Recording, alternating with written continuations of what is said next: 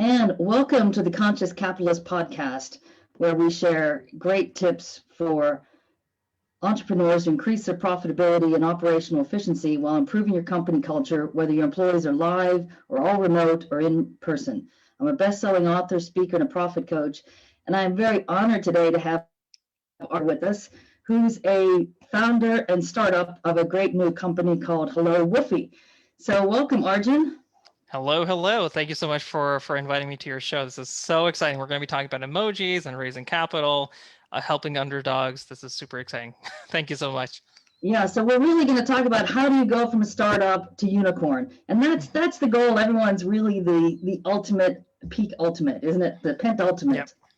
Yep, exactly. And we definitely are on our way. At least that's our goal. And we've done pretty well so far, but we're on our 50th cat life at this point. But, we learn from our mistakes, our failures, and we make it through. And that's you have the calluses to show for it. But we're, like I said, we grew 21,000% last year. So we're doing well. Yeah. And you've been an entrepreneur and you've had that. I think most entrepreneurs or on your style have that in their genes, and you started at quite a young age. Do you want to tell us about some of your first experiences?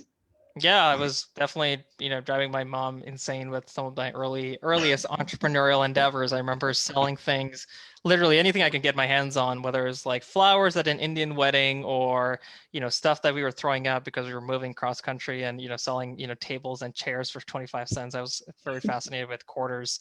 And so my mom was always like, what are you doing? What are you doing? Anyway, long story short, I ended up doing my first venture startup project and in high school, came to New York, launched an agency, helped build a incubator program and a center for entrepreneurship. It was within, launched another startup, raised about $1 million in funding to build out a visual project management solution and learn how not to raise, how not to build, and how not to hire very quickly. And I use all the learnings from there to essentially make better decisions when it came to building Woofy, which, we've been around for about 4 years now. We really launched about 14 months ago after spending about a year in development. And thank God last year we grew very quickly. We grew 21,000%. We raised capital from our customers using equity crowdfunding, where anyone can invest as low as $100 into the company. Some customers put in $1,000. Some people put in $10,000. So that's super exciting. And our whole mission is to build the biggest company in the world, speaking of unicorns, and while helping the smallest. I want to really look at that, at some of your past experiences. You first raised over $100,000 in your junior year of college. What drove you? What was your mindset at that age? Just to build as fast as possible and get the ideas out of my head into code and give it into give it to a customer to be able to use. So it was definitely super exciting. It was the early days, and I learned about prototyping. I learned about how to be efficient with with capital and how to hire the right way or not. So it was basically an MBA course in my opinion in junior and college. It was like a mini MBA course that I recommend any startup enthusiast to take on for themselves, because there's no better way to learn other than actually building a startup of your own. So what did you do to actually raise $100,000? Because I've heard bits of this story and I'd like to hear your version of it. Well, that's a big for one number thing, for a teen in college. You would have been in your early 20s. Yeah. For one thing, skip a lot of classes. That was, thank God my professors and the dean were very supportive, along the path. And, being able to, go to 7 events, 9 events a week, sometimes I would go to multiple events a day. That was super, super helpful because I was pitching left and right. I was, going into conferences. I was going from one conference to another conference. It was just very interesting. And that's how I met one of my, some of my earliest investors, earliest mentors, earliest advisors and customers. And many of them I still count, as friends today. Oh, that's awesome. So you've decided with this new project, with this HelloWoofy project, to raise funding through venture capital. How did you make that decision versus bootstrapping the project? Well, I put in a few $1,000s of my own money in the initial phase to build a prototype. We worked with Fiverr. We found developers on there, and Fiverr, and a combination of Upwork as well. And we scrapped together a small bit of money to build our prototype. We then used that prototype to raise capital from a venture fund called 1517. And Peter Thiel is one of their bigger LPs, so it was very much a stamp of validation there. And Yeah. they end up coming in with more capital. We end up going into an accelerator program. They end up putting in capital in as well. But that just kernel of an idea, the prototype that we built, for a few $1,000s, ended up helping us raise over 100 to $200,000 in capital as a result of that. So we were super excited about that. And then one thing led to the other. We figured out how not to build a product again. We listened to our customers, and they wanted desktop. So we pivoted from an iOS app to desktop, and we added artificial intelligence into it, the whole 9 years. And we made mistakes along the way, but we learned every single time how to improve and get back on our feet. So it seems to me, just jumping in on that point real quick, because I do want to get back to the whole mindset and how you raise the capital and all that. But how does someone go about just saying, oh, I'll just add in some AI to this? That sounds like it's not an easy thing. Yeah, you don't want to scope creep. If the question's like, how do you not add too many things to it? You don't want to scope creep. You want to keep it simple, tight, and prove a thesis, and then add more features to it. And I've definitely learned how not to scope creep over the years, but you want to get that kernel of an idea out and then raise capital on it, because venture capitalists and investors are looking for some sort of attraction metric, right? They're looking for it to be proven so they can add their fuel to the flame. And that's what actually happened last year. We proved something that was working really well, and more people came in, more people jumped in and invested. And obviously we're on a trajectory that's growing, and we're already 19.1% month over month in revenue. So we're clearly doing something well. Yeah, that's awesome. And you're based in New York, correct? Yeah, greatest city on earth, New York City, on the Upper West Side. Yeah. So much of the venture capital fundraising is all done still on the West Coast. Has that been a challenge for you, raising capital and handling with the distance issues? Yeah. Or? No, it's funny because people say that, but I think a lot of enterprise-focused investors are actually in New York, or they have a syndicate, or they have a sister, fund or office in Silicon Valley. So it's actually been easier for me, at least, to be able to raise capital here in New York.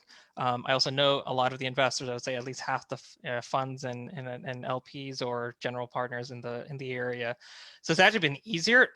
But what has really been easier, even more so than that, is equity crowdfunding, where anyone around the world, Okay. with except for a couple of specific jurisdictions that don't allow their citizens to invest in equity crowdfunding, majority of the world can actually invest in the company and have a benefit of being able to participate. So we have nearly 2,500 investors from all over the world at this point because of equity crowdfunding. Let's jump into that now. We'll come back to some of your big whales who invested in your project. Yeah.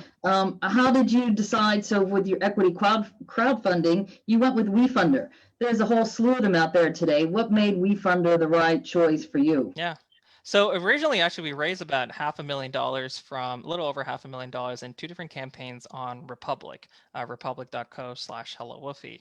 And as you can see here, we have nearly 2,400 investors here. And then we were like, okay, let's figure out what else we can do. Who else can we raise from, a different audience? So we actually, and the Republic platform was actually in partnership with the TV show that we ended up winning second place on, with Tim Draper. And so we actually have only been around for a couple of weeks now, and we've already raised close to $90,000. We'll most likely hit 100K by the end of this week. And again, like I said, anyone can buy the license from our platform for $50 to $99 a year. Invest $100 in the company, become an affiliate, and make all of it back, and still have the upside on the company. So that's kind of our whole mission, is to bring along our customers for the ride. And one of the things that we did here is actually give you early bird terms. So their first $250,000 will actually invest at a $9.5 million valuation, and then go up from there. And let's look at that closely. So for those people who are listening here who have not done their own crowdfunding, haven't done a pitch book, how did you come up with that market cap that's what your company is worth? Yeah, it's a great question. So we actually asked Republic that question originally, and we went back and forth on numbers, and they approved the $9 million valuation. And so when we were launching this, just a few weeks after ending that campaign, we decided to say, okay, let's go with the same valuation, because we knew a lot of people wanted to invest at the the plan before. And so we allowed them to come in, and then we want to bump it up a little bit. Hey, there you go, more revenue. We Yeah, have lights. We, as you know, we have lights blinking every time someone buys something in our company. So we celebrate every one of that. that's awesome. That's awesome. So let's jump back, if you will, to that series where you had a billionaire, Tim Draper, investing in your project. Yeah, yeah. Walk us through planning that pitch for the Draper family and going through that process. Yeah, and What was running through your head? Like, did you get scared? Did you have to change your clothes a few times? Oh What yeah. happened? Oh yeah, it was definitely fun. That's for sure. I mean, if you take a look at, the whole show, I'm trying to pull up one of the episodes here. It's so interesting where, you know, going into it, I rehearsed as much as I could. I tried to hone in on my pitch as much as possible, and it definitely teaches you a lot about being humble and being very on point with the product and what it's about. What the benefits are, because you only have like a couple of minutes. Like, you don't even have that much time. This is actually the first episode there of me pitching, and it's so interesting. Like, just being able to delegate the problem and then the solution, and then being able to come up with the why you want, people should invest in the company, and me as my story behind the brand itself. We decided to be very visual, because if you take a look at the pitch itself, we talked about support, the problem, which is, small businesses don't understand what to use. As you can see here, there's some animation coming out here. So we were showing them, what is the problem and how clunky, solutions are. And then, when it comes to Woofy, this is obviously enterprise solution, but when it comes to Woofy, it's super beautiful. You can see the purple versus blue versus orange or green. We we made the presentation very visual. If you watch the whole episode, Tim actually talks about how specifically artistic we were, and how we articulated the problem in a specific way. He noticed the details, which I was very impressed with, because we try to make the presentation very visual, and a lot of other companies, in fact, we couldn't find any other company on the show that was this specific, this detail oriented with the demo itself. So it was interesting, and he understood it. He came in and he invested 3 times in the company. Yeah, that's awesome. Did they come up with any questions that really threw you for a loop while you were live on camera recording all this? Yeah, it wasn't Tim specifically. There was another billionaire, Naveen Jain, I believe is his name. He kept asking us about, how does Google compete with you? And he didn't really understand what we were building, to be honest, because he kept comparing us to paid advertising, and I kept telling him this is organic marketing. It has nothing to do with paid. And so it's about creating content and using AI to be able to do that. So that was the next episode, actually. He was kind of asking us questions that the panelists were kind of looking at each other and was like, we're not exactly sure how to respond to this question exactly, but I think the rest of the people understood that this was all about organic. And then actually we expanded from there to smart speaker marketing, right? We then said, we need to build a scheduler to allow anyone to schedule video, audio, and text to audio content directly to people's living rooms. We also built a product called Journal that allows you to autocomplete entire blog articles and schedule them. So we actually advanced quite a bit from the show, the original show, and we made quite a bit of progress there. Yeah, that's really awesome. So talk to us a little bit more about some of the other billionaires that you went to. I believe Jason and Calacanis's Founder University. What was that like? So, I mean, that was interesting. We love Jason and his whole story of how he's, hustled and he's built his own, following and things like that. So Founder University was something that we got accepted to, I believe last year. And, it was basically an opportunity. We were actually in Tim Draper's university called Draper University, and we completed that. We met a whole bunch of investors there. And then we went to, I believe, Founder University after that. Where we were accepted to. It's basically it's a curriculum for a couple of weeks. It was all virtual. Typically, it's in person, and we learned about how to raise capital, who to talk to for raising capital. The tricks and the tricks and tips for being able to do it really quickly. But Jason used to be on a lot of those calls and hear the pitches, and we refined our pitch. We got better and better. And I would say today we're the result of the TV show and Jason's, obviously efforts and his team's efforts at the university, Founder University, and many other opportunities we've had. I mean, I've probably done about 10,000 pitches at this point. It's just, you just have to keep doing it over and over again. And it definitely Yeah. does come across. Yeah. So where do you see your business in the next 12 months? How do you see that evolving? Yeah, so my goal is to at least double the valuation of the company, or steadily increase the valuation of the company every year to 18 months. We've done, so far we've went from 3 million to $9 million in valuation.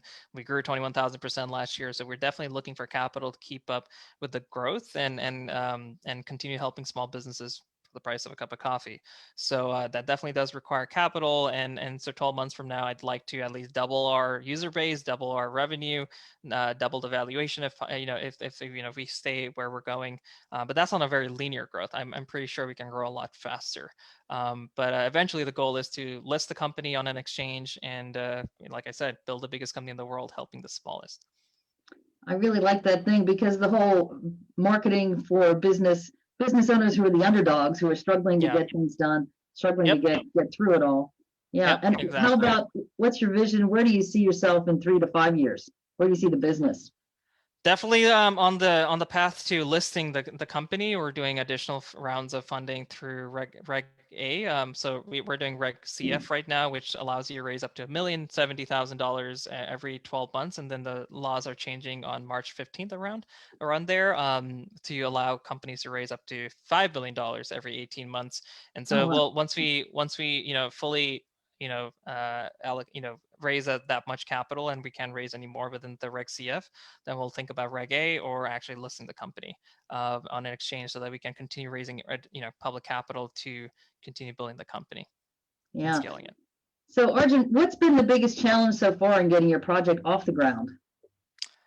Finding more credit cards. I put into the tune of $170,000, mostly on credit cards and savings. I had like $200 left in the bank account at one point. I just put everything in this, and we were about to launch, and it was so funny. In 2019, towards the end, we were about to launch. We had a partner, set to go. We got rejected by the TV show. And then all of a sudden in September, a few days before my birthday, my mom passed away, and we were trying to figure out what to do at that point. And it was just, it definitely was a weird time to be in. And then the TV show called me back and said, "Hey, we have a couple of more slots available. Do you want in?" And so we flew to California. We did the show. We launched in December. We grew. We did like $40,000 in the first few weeks in revenue, and the rest is history. We did over 200,000 last year in revenue. We went from 15 customers to 8,300 as of today, and so it's been a miracle for sure. But today we're continuing to look for resources to support our marketing side of things, our engineering side of things, and those two things are what I'm really focused on in terms of finding solutions to keep growing as fast as we can. Yeah, and you are at a really fast pace. How many employees are working with you at the moment? We have nearly 15 people on the team. Half of them are full time. The other half are, on an as needed basis, or part time, or freelancers and things like that. So we have people all over the world. And I structure the company in ways that at any given point, someone's working on the company, which basically means I don't sleep. Well, that's what I wanted to get to as well. So with all of these hours you're putting in, I don't want to say 1 billion hours a week, but it sure sounds like it's close to it. How do Yeah, you manage your time? yeah, Calendly really saves your life. I mean, I definitely felt like I was getting to the point of burnout about 2 months ago, and I was doing sales calls one at a time with customers, and also investors actually. But what I decided to do was use something in Calendly called group meetings, and you can now schedule up to 10, or actually you can do up to 100 if Zoom allows up to 100 calls, and I just schedule group sales calls now. So I get typically about 9 or 10 people on a call. It's how much we would have done in 2 days or maybe one day, and I just do it in 30 minutes, and it saves a lot of time. It allows me to have more investor meetings or have a little bit more breathing space in between meetings. And it's good for your mental health for sure. So I recommend using Calendly for one thing.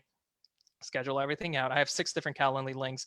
One's for Clubhouse moderating, one's for my investor calls, one's for support calls, one's for sales calls, and the show as well. So it definitely does allow you to kind of break it down and then automate the whole process. So all you have to do is just sign in and go to the Zoom link. So do you literally change your hat when you're moving from the support team to the investor to pitching investors? Basically, yeah. Basically, yeah. I've got about 20 of these HelloWoofy shirts, so I just swap them out and do the laundry every week or so. So scaling your project, is it lack of funds that's not allowing you to add more people on, or what's the biggest challenge in getting the scaling to Yeah. go exponential, even more So exponential than it is? Yeah. yeah, I mean, we're fully confident we can raise enough capital in the next couple of weeks, the next couple of months to continue growing the company. But the faster it comes in, the faster we can do that. Yeah. We're already up 19.1%, for the last 4 weeks versus the 4 weeks before that. So revenue is definitely up. And so we're just on a trajectory to grow as quickly as possible. It's just to your point, we do need one more engineer. We do need marketing costs to go down a little bit, and so that our cost per acquisition for customers goes down and our return on ad spend goes up. And so, but we're just putting in as much resources as possible to grow as fast as possible, but steadily, so that the wheels stay on the axles. So I'm just curious about the mix between, are your investors also using the product, or your Yeah, product, some or of them your are. users becoming investors? How is that between the two? How is that playing out? Yeah, no, that's a great question. So actually, one of the reasons why I like equity crowdfunding and as a way for startups to raise capital is because it brings in a lot of people who are small business owners and startup founders themselves, and they are able to use the product, invest in the product, and like I said earlier earlier, is that they can then become an affiliate, promote it, and then get all of it back, right? In terms of making a return on their the whatever they put into the company and into a product. So absolutely, we're definitely getting a lot of customers through it, and a lot of our customers turn into investors because we continue to promote our equity crowdfunding campaigns in our Content Masters Facebook group, and which is about 3,000 small businesses in there. We have about 8,300 small businesses all over the world, and it's just a quote unquote that we can go back to, not only to ask what features are working for you, what features you'd like us to build, but would you like to invest in the company, own a piece of the company before our valuation goes up, and it gets a little bit more expensive to invest. Yeah. So you are clearly working long hours. How do you manage the stress to stay motivated even when things go sideways or go haywire? Surround yourself with good people is for one thing, and the Calm app does really well for me when it comes to sleeping and finding finding a headspace for staying calm and meditating. I love music. Meditative music is great. Just making sure your environment is very conducive. So having a lot of I love lighting. There's just some specific things I've done in my environment, because obviously we're stuck at home right now and we're working from home. That are super helpful. But I would say, we're social creatures. Make sure you're talking to people, friends, also staying in touch with your investors. It's just like human beings, just reach out to people as much as possible, and make sure you're not secluding yourself too much. I get to see my dad's dog every couple of a couple of days, so that's super helpful. He's such a sweetheart, and so that's kind of how I do it. I did want to get to that as well, how you got the name HelloWoofy, because it's Yeah, not. so I grew up with Maltese dogs, which is why you're seeing the white dog here. But and so we love dogs, just like just like your best friend. He's always there teaching you when, how, and what to post. And there is another saying that we like to employ, which is smart marketing for underdogs. The people who are scrappy or building small businesses, they need help with obviously scaling with against their unlimited marketing budget, competitors. So there's something to say about the name and the whole idea of letting leveling the playing field, so that the small businesses who honestly can do better storytelling than the biggest companies in the world, they get a chance to win. That's awesome. So where do you see the greatest need for your project? We see it in the smallest of small businesses. Actually, it's not even about small businesses. Those businesses can go ahead and use our competitors for $30, $50, $100 a month with no AI capabilities. I mean, one of the competitors is publicly traded. They added, I think, about $1 billion in market cap, and their starting prices are $100 with no AI capabilities, and you get barely any capabilities whatsoever. So we really want to help the employees who've been furloughed. Now they're coaches, or they're podcasters now, or they're running Etsy Etsy stores or the Shopify stores, they're mom and pop stores who are looking to make ends meet from home, selling products and arts and crafts from home. So we really want to go after the smallest of small businesses. Our, under $12 a month, we obviously our pricing starts at $4.08 and goes up from there. Very extremely affordable. But the idea is to support them because none of our competitors are even coming close to considering them even a viable market to go after and support them. Because when I looked at what you're offering, which is an enormous panoply of options, when somebody logs in and creates an account, it's so much more than, like you said, some of those bigger services. So why is your product selling for $50 a year versus $1,200 a year for the nearest competitor?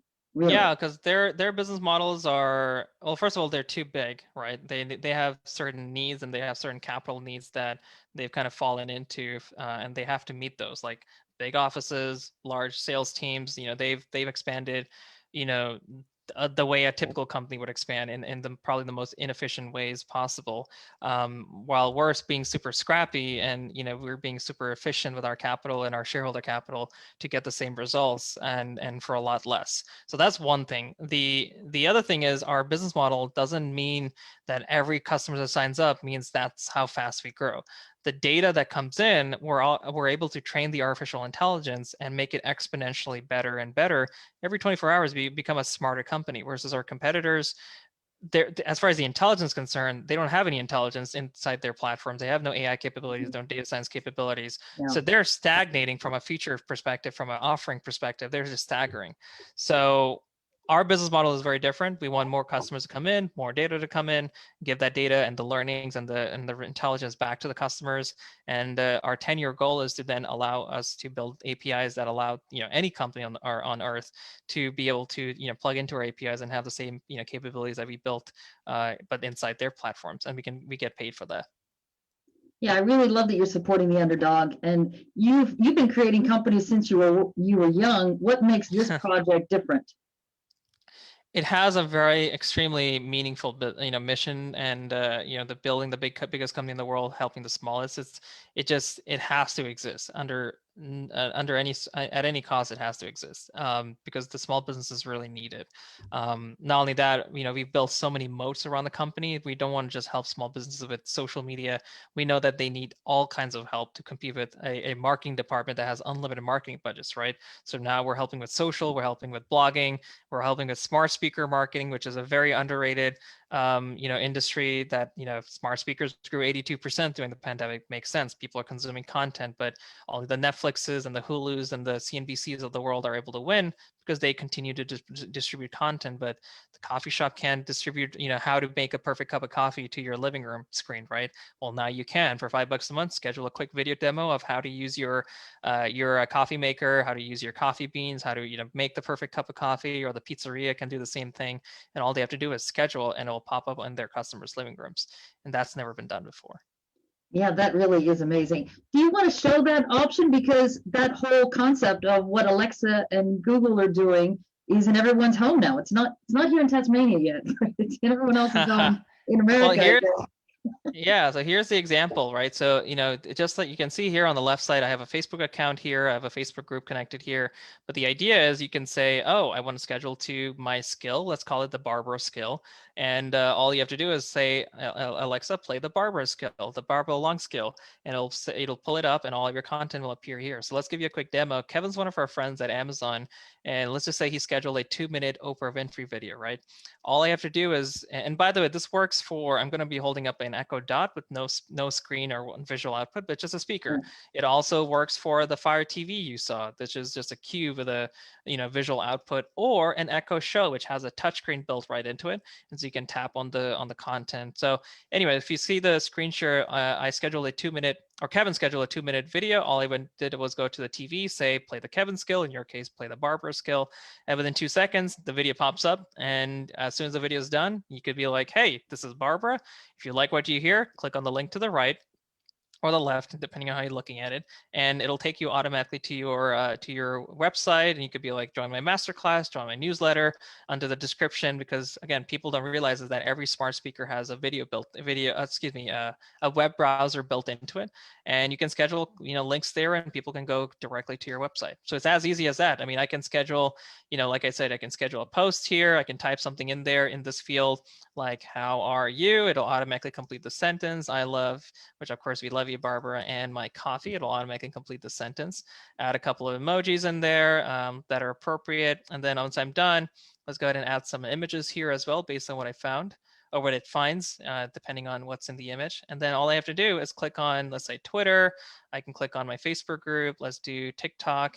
And guess what? Amazon Smart Speaker, and I'm good to go. It'll go out to all of them, because we already have a smart speaker scheduler that we built. And here's actually one of the videos that I scheduled for the first, as our first video. So now you can consume it right on the platform as a creator, or you can go download our HelloWoofy skill and consume it on your TV screen with the Amazon Alexa device. Yeah, I think that is an amazing attribute that you've got in addition to all the AI, because the whole voice, whether it's a podcast, whether it's Alexa, whether it's Amazon, whether it's streaming to a smart TV, I think that is a hugely, hugely untapped portion of the market. Oh yeah, and we want to be first to market for sure. Yeah, that is just really awesome. So Arjun, how do people reach you? Oh, that's easy. HelloWoofy.com, just like the name, hello, WOOFY.com. My email's on there. Our social channels are open. But the most important thing for us is giving a feedback. Like, what should we be building for small businesses? What do you need for your business, right? So I encourage you to join our Facebook group, Content Masters, because we're taking in feedback every single day. People are telling us what they like, what they don't like, what is working for them, what isn't working for them. And we take that very transparently into our roadmap, and we keep on building the product. We keep on improving the product. And at the end of the day, we're doing it for small businesses, and we want to bring every small business owner along with us, by investing in the company as well. Any of them can invest as low as $100, and as we grow, their investment grows as well. $100. And so if somebody did want to invest, what's the link to sign up for the WeFunding? Great question. So it's wefunder.com/HelloWoofy. Yeah, that's awesome. Before we go, would you like to share one tip with other entrepreneurs looking to raise capital for their project? Yeah. So no matter where you're doing it or how you're doing it, always have a center of conversation. So in IRL, in real life, when I used to go to events and pitch events, I would always have my HelloWoofy shirt, and it says "Smart Marketing for Underdogs" on the back. We wanted to make sure that, anytime someone saw me walking around, people would ask the question, "What is that? What do you do?" Because I would be usually the only one wearing a startup shirt, and I still don't understand why founders don't wear their branding like they're proud of it. But I was almost always the only one in the room with the branding on it. So that's one thing that I do in real life. When it comes to Clubhouse or it comes to online, talking to people who are potential investors, do the same thing. But when it's obviously in Clubhouse, you don't have you only have audio.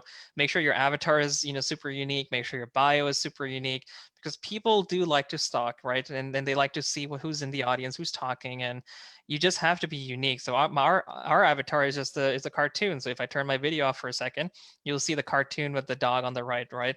And it's super cute, it's super unique, and people don't have cartoons and bright colors. So that, like I said, we soft circled nearly almost $500,000 in capital between Clubhouse and other means. But I would say I owe it a lot to that different mindset of being unique constantly in any situation, whether it's audio, video, or in person or not. I always have a center of conversation. I love it. And I really love having you on, Arjun. Much success to you. And in full disclosure, I am also an investor in HelloWoofy. Yes.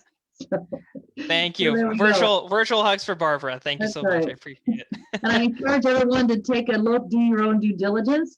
And thanks to all of you for listening. You can reach me on LinkedIn at Barbara Longue, LONGUE. Send me a message that you heard me on this podcast, to grab my new Conscious Capitalist Blueprint at newconsciouscapitalist.com. I'll be back next week with some more tips to help you grow your business right now and get ready for the next uptick. So thank you, Arjun. Any final parting words?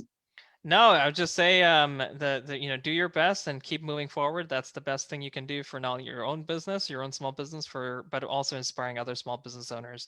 And let me know how I can help you guys. Thanks so much. That's awesome, Arjun. Have a great day. You too.